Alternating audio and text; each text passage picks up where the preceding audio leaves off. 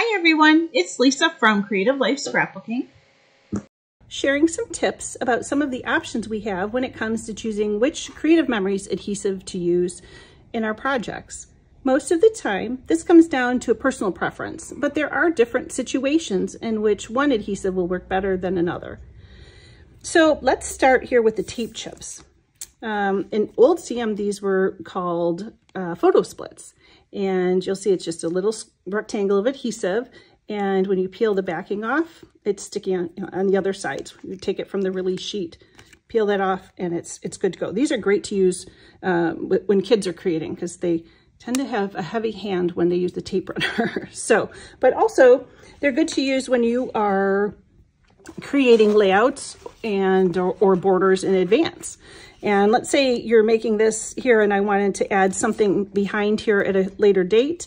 You just take one of these tape chips off and adhere it to your little embellishment there. Can you see that?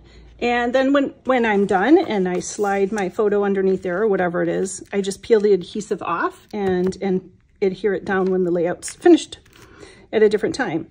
And so another way to use it is to piece together items like I did here on the back of the layout. I didn't want to use one large piece of paper, so I pieced together two smaller ones, and it works kind of like a hinge. There is a little bit of paper on the top there, overlap, so that helped hold everything together.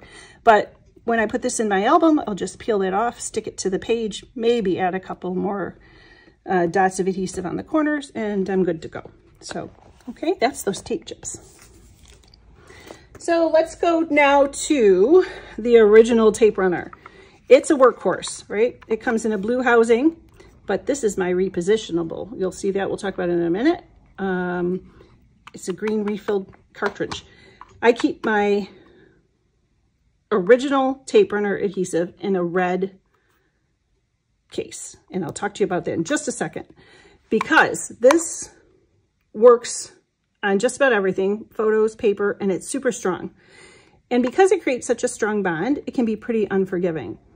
That's why I put it in red. So I stop and think, red.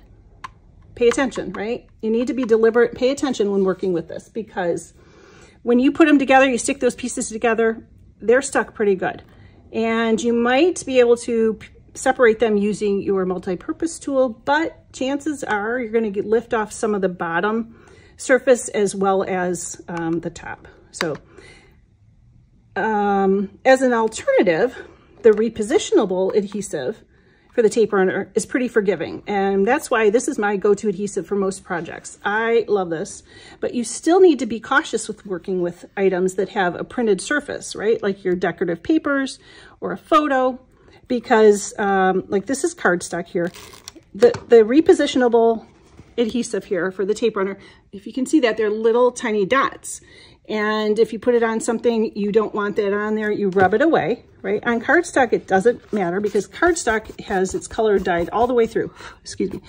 But printed paper is not, it's printed. Same thing with photos. So when you put this on a printed surface and if you rub it away, chances are you're gonna have that pattern of the adhesive remaining when you rub away the adhesive. So you definitely want to pay attention to that, you know, as you're using it. And like I said, I keep them in different cases. You do not have to. All of the CM refills, adhesive, or excuse me, tape runner refills fit in the same case, right? But I like to keep them in different ones so I can look at them in a glance and know which one I'm grabbing. Now these colored cartridges, or sometimes they're pattern, or I'm sorry, cases. Sometimes they're offered, CM offers them with various promos, or they're offered to advisors exclusively.